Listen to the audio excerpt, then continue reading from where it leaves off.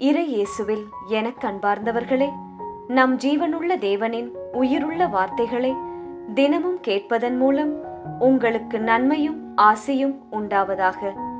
இன்றைக்கு நம் உள்ளத்தில் ஆண்டவர் பேச விரும்புகிற திருவசனம் மத்தேயு 13ஆம் அதிகாரம் 11ஆம் திருவசனம். விண்ணரசின் மறைபொருளை அறிய உங்களுக்கு கொடுத்து வைத்திருக்கின்றது. இறை இயேசுவில் எனதருமை நண்பர்களே, உங்கள் அனைவருக்கும் நம் இயேசுவின் அன்பை உரித்தாக்குகின்றேன்.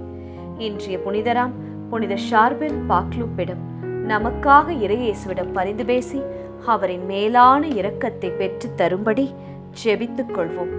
இன்று ஜூலை மாதம் 24ஆம் நாள் வியாழக்கிழமை. அனைவரும் மகிழ்ச்சியாயிருக்கிறீர்களா? நிச்சயமாகவே நம் தனிப்பட்ட மகிழ்ச்சி மற்றும் குடும்ப சந்தோஷம் அது நிறைவாய் தினமும் நம் வீட்டில் இருக்க வேண்டும். பெற்றோர் பிள்ளைகளிடையே எப்போதும் அன்பும் சிரிப்பும் பகிரப்பட்டு கொண்டே இருக்க வேண்டும். பணியிடத்திலும் அப்படித்தான் இருக்க வேண்டும். அப்படி இருக்க முடியவில்லையே, ஏன் என்று நான் கேட்டால், என்னை சுற்றி இருப்பவர்கள் சரியில்லை சகோதரி, என்னை புரிந்து கொள்வதில்லை, எனக்கு உதவுவதில்லை, என்னை மதிப்பதில்லை, படிப்பதில்லை என்று சொல்வீர்கள். அதுவும் ஒரு பக்கம் சரிதான். ஆனால் இன்னொன்று நாம் செய்ய வேண்டி உள்ளது. சற்றே உங்கள் உள்ளத்திற்குள் உற்று பாருங்கள்.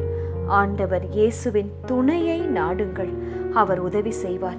அதிகமாய் நாம் ஜெபிக்க ஆரம்பிக்க வேண்டும். வார்த்தையை தியானிக்க துவங்க வேண்டும். அந்த வார்த்தை நல்ல விட்டமின்ஸ் மருந்தாக உங்களுக்குள் சென்று உங்களிடமும் உங்களை சுற்றி உள்ளவர்களிடமும் மாற்றத்தை கொண்டு வரும். பாருங்களேன், அது நான் என் வாழ்க்கையில் அனுபவித்தது.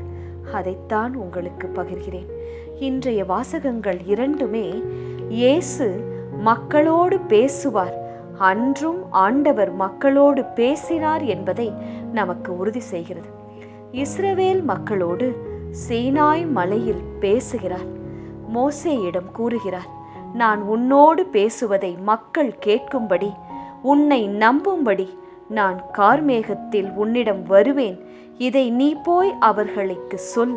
முதலாவது அவர்களை என்ன செய்ய சொல்ல வேண்டுமாம்? துணிகளை துவைக்கச் சொல், தன்னையும் தூய்மைப்படுத்திக் கொள்ள சொல்.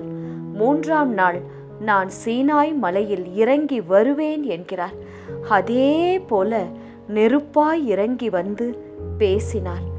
ஆண்டவர் அவர் பேசும் தெய்வம் நண்பர்களே. அதை கேட்க நாம் நம்மை முதலாவது தூய்மைப்படுத்திக் கொள்ள வேண்டும். நம் எண்ணமும் நாவும் கண்களும் கைகளும் காலும் இதயமும் சுத்தமாக இருக்க வேண்டும்.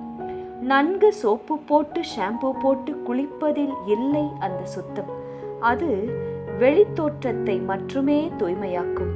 ஆனால் பரிசுத்த ஆவியானவர் உங்களுக்குள் இருக்கும்போது நீங்கள் முழுமையாய் தூய்மை அடைவீர்கள். இன்றைய நற்செய்தி வாசகத்தில் சீடர்கள் இயேசுவிடம் கேட்கிறார்கள், ஏன் அவர்களோடு, அதாவது மற்ற மக்களோடு ஓமைகள் வாயிலாக பேசுகிறீர் என்று கேட்கின்றனர். அதற்கு இயேசு கூறுகிறார், விண்ணரசின் மறைபொருளை அறிய உங்களுக்கு மட்டுமே கொடுத்து வைத்திருக்கின்றது என்கிறார். ஏன் தெரியுமா? பல முறை நேரடியாக விண்ணரசை பற்றி சீடர்களுக்கு மட்டும் சொல்லி இருக்கிறார் இயேசு. அதனால் அதன் அர்த்தம் சீடர்களுக்கு புரியும். ஆனால் மற்றவர்களுக்கு புரியுமா? அதனால்தான் சீடர்கள் அதிர்ஷ்டசாலிகள், கொடுத்து வைத்தவர்கள். நீங்களும் நானும் அதே போலதான் தேர்ந்தெடுக்கப்பட்டிருக்கின்றோம். தேர்ந்தெடுக்கப்பட்ட சிறுகூட்டம், அரச குருத்துவ திருக்கூட்டம். பலர் நீங்கள் காணும் நற்கருணையை கண்டதில்லை, உண்டதில்லை, உணர்ந்ததில்லை. நீங்கள் கேட்கும் மறையுரையை கேட்க அவர்களுக்கு சான்ஸ் கிடைக்கவில்லை. நீங்கள் உண்ட திருவருட்சாதனங்களை, உணர்ந்த திருவருட்சாதனங்களை பெற மற்ற மக்களுக்கு வழிகள் இல்லை நண்பர்களே.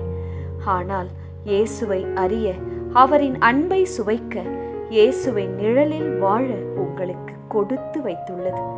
இது இவ்வளவு பெரிய மாட்சி. இதை உணர்ந்தாலே போதும், நீங்கள் பேறு பெற்றவர்கள், த chosen, த lucky என்று உங்களுக்கு புரியும். ஜெபிக்கலாமா? இயேசுவே, கண்ணிருந்தும் உம்மை பார்க்காமல், காதிருந்தும் உம் வார்த்தைகளை கேட்காமல் நாங்கள் இருக்கக்கூடாது. உம்மை தினமும் தேடி ஜெபித்து எங்கள் வாழ்வை பாதுகாத்துக் கொள்ள எங்களுக்கு உதவும் இயேசுவே.